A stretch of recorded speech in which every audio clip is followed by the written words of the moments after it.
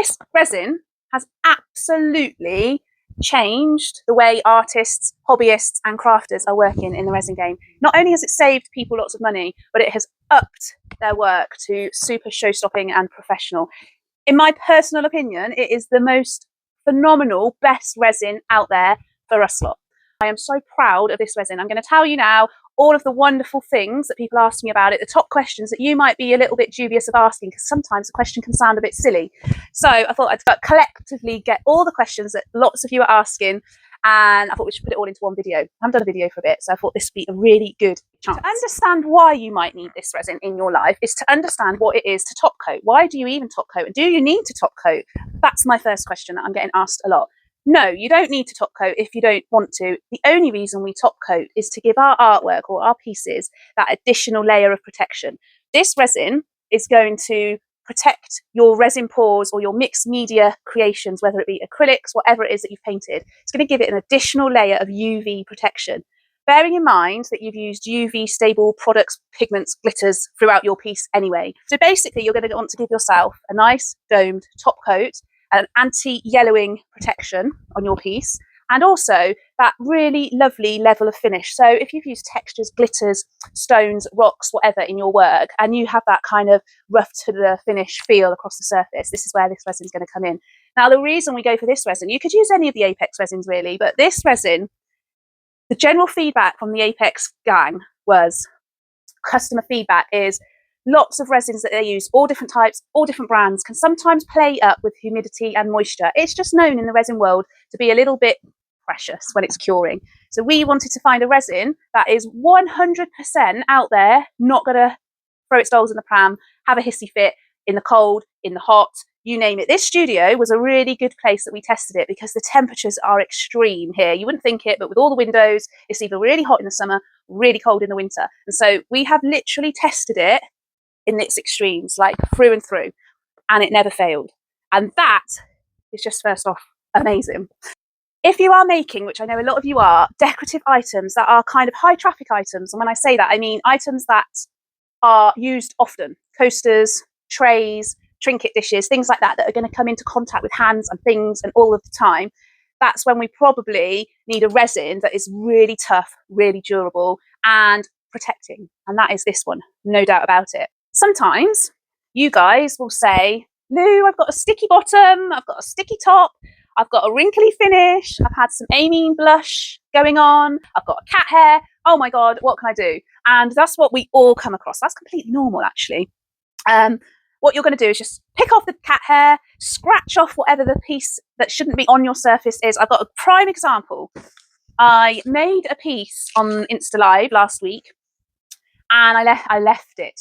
And we've been potting glitter in the studio. We have a huge restock.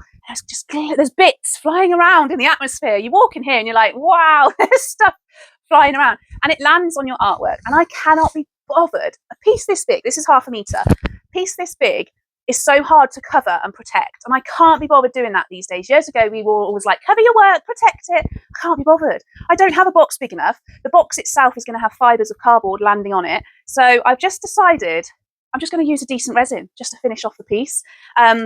So if you look carefully, you can see all the dust and bits on the surface. Not only that, bubbles, because I whisked my resin before I poured it so that I could get this phenomenal lacing. But what happens is I walked away. I got distracted. I cannot be babysitting my work.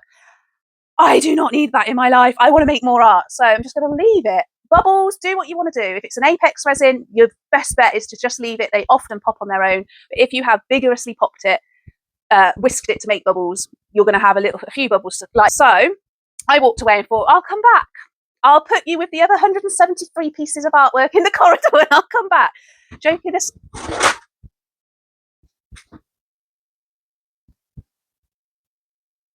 That was right on cue that all the artwork's just fallen out. That's a bit weird, isn't it? They must have been stacked a bit dodgy. Or do we blame the ghost? Let's, God's sake, not now! Oh. So what you're going to do is come back to it when you're ready. You're going to clean it off. You could use isopropanol to clean it off if you wanted to. I would use a nice clean cloth. I'd use a clean cloth rather to a dirty one. But something like lint free, like not fluffy. Do you know what I mean? Nice clean surface, and then you're going to pour over the top. Now, if this is going to be a special make that you're going to sell, I'm going to sell this. This is going to be a clock, and I will finish it because I've sort of set myself up for disaster now, not finishing it. This is just my fingerprints going all over it. But I am going to finish it. It's going to have some gold hardware on it, and I'm going to make it into a clock. But basically, you're going to clean it up and you're going to top coat it. And that is why we would top coat it, because the surface is imperfect. But also, I want to thicken it out a little bit. I want to give it a little bit of a dome, another layer.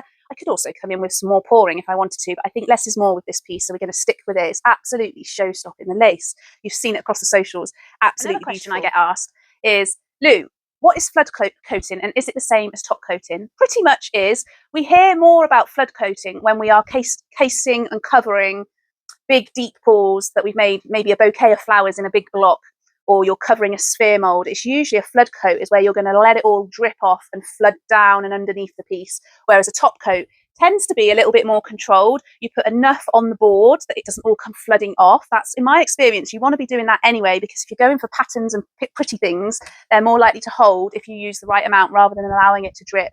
If I'd have over poured this, all that lovely lacing would have disappeared because it would have been dripping off the edge. So top coating tends to be a little bit more perfect and controlled. Flood pouring, we kind of sand everything back, a bouquet of flowers in a block, sand it all back, and then pour that beautiful flood coat all over it. Much the same results and finish, but different techniques of how you apply them. So I get asked that a lot. What asked me is, what thickness should I be going for with a top coat? And that really depends on what you want, but also you're going to get what you're going to get. You can't really go for loads and loads and loads of thickness unless you're doing several pours on top of each other. So I would always aim for a good 3 mil thickness. If you don't put enough Cure Pro resin on your surface, what can happen is it will pull back. All resin cures, and as it cures, it shrinks a little bit. Minute percentages, like 0.01% or whatever, but it's enough to sometimes pull away from the sides. Some of you have said, why have I got gaps on the edges? There's no resin there, it's just resisted, it's a cat eye, it's a fisheye. And no, it's not a fisheye. It's easy to blame the pigments and the resin, but what's happened is you haven't put enough on. I've done a blog on fisheyes on the website if you need to read up about those, but for today we're talking about the Cure Pro. Resistance is key. If you wanted to, you could give your edges a little sand to make it adhere better, but actually the bonus with the Apex resins is they fix onto each other, previous layers, cured, whatever, without having too much sanding in between layers. They're really, really versatile resins. Save yourself the sanding, ditch the respirator. Well, you know, don't do any sanding, just pour straight onto a previous pour with any of the Apexes. If you did one coat, high gloss, deep cast, whatever, this can come on top of that. You don't need to stick with the same resins throughout, which is absolutely amazing. This is number 147 piece of art that was never finished. We painted this on an Instagram live and it's going to get a top coat. Of course, it's going to go with the pile of the rest. I'm going to put them all on the website one day, guys. So I like to paint, but I also like to do a resin top coat just to give that extra added protection. Some things to think about when you're working on canvas is the box frame canvases are the best because there's less movement in them. You can get the little slips of wood to tighten your canvas if you need to, but you're going to fill this gap before a resin pour, and that way it's not going to buckle with the weight of the resin. Secondly, if you're covering arts like acrylics, watercolours, gouache, whatever you're using, you are going to want to seal your work before you come in with resin. The Cure Pro is a slower curing resin in comparison to the fast set resins and the artwork resins, so you are going to need to seal it. I am going to have an artwork sealant and a resin glue for you very soon, February. And you'll be able to seal your artwork with that, leave it for 12 hours and then come back in and do your top coat. In the resin world, in the art world, we always seal our artwork. Whatever medium, whatever your practice is, you should be sealing your artwork to protect it. Another question I get asked is it self-leveling? It absolutely is. The Apex resins are self-leveling. If it is for some reason particularly stiff, maybe the resin has got really cold and it's hardened up a bit like when we see the artwork resins, they can sometimes crystallize in extreme cold temperatures. If that happens, which is unusual, but if it does, just stand it on a little warm radiator for 20 minutes or in a hot bain-marie type bottle, hot water bath from the kettle. The hot water from the kettle is not going to damage the bottles. If you're getting the baby Apexes from me or the bottles from Apex and South, which is pretty much wherever they come from, the bottles can take the extreme heat from the kettle water. So boiled kettle water is fine for warming this up. It doesn't matter how many times it goes up or down in temperature. You can do it today, next week, the month after. It does not affect the quality. The properties for this is actually in the hardener, and that is the one we don't heat up. So you would still want to warm it up, but it's not actually necessary. Many artists are going straight in without warming it up. So it's very much up to you and how you like the viscosity before a pour. Remember, the more you warm it up, the runnier it becomes. So it's more likely that you'll have a little less control than if it's thicker and gloopier. Can I top coat on top of a top coat? Absolutely you can, but the question is why, and that's just costing you more money. What happened? If there was a reason for it, absolutely, maybe, I don't know, something got in the way mid-cure, or perhaps a hair has landed on it, or something has contaminated your top coat. By all means you can, you're just going to cost yourself more money. It wouldn't be wrong. Sometimes in the jewellery world, a trick is to double dome. So doming and top coating are often referred to in the jewellery world, and they are the same. But we would tend to use the Apex One Coat for doming because it's so thick and gloopy and perfect for jewellery and artwork. It gives it that beautiful domed finish. So if you wanted to double dome to get an even greater dome, you could do. If you're thinking along those lines, though, I'd probably look at the Apex UV resins for double doming. Is my Cure Pro weatherproof? If I've made a piece of art, Lou, can I put it up in the garden? Da, da, da! Resin really, generally-ish, annoyingly, craft resins generally are not heat proof to that extreme weather that we might have, or even the cold weathers. So I would say if you're making artwork for the garden, I like to make art for the garden, you're going to keep it out for a short period, but when we have the extreme frosts in the winter and super, super hot heat where the sun might be penetrating down on it at 50 degrees Celsius, just bear that in mind. It's actually going to be okay, but good practice is bring it in during those extreme conditions, and your pieces will last year after year that way. Make sure you're using good quality pigments when making art for the garden, because it's out in the sunshine all the time, it will change. Alcohol inks, not great in the sunshine. Glitters can be temperamental. All of my pigments, no problem.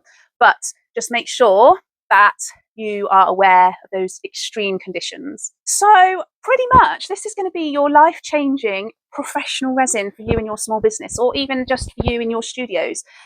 She's my absolute baby. I'm so proud of her. She literally is flawless from start to finish. She's going to give you that added protection and reassurance. You're not going to have to worry about the typical worries in the resin world with a flawless finish. You're not going to have to worry about amine blush when the moisture and carbonic acid in the atmosphere starts playing havoc. You've got none of that to worry about. You absolutely can wang up the heating in your house, or you can go away on holiday and leave it. She's going to be happy in her zone, whatever the environment.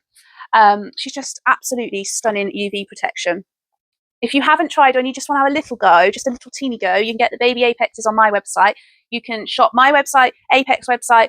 She's everywhere. We just want you to really, really enjoy it. If you're unsure of top coating or have any questions, I'd be so grateful if you could just pop it in the comments. I would love YouTube to be a little bit easier for me, but of course I'm split across the socials and time is always the thing that we moan about. But you have no idea, a little like or a comment, just a little like will do, please.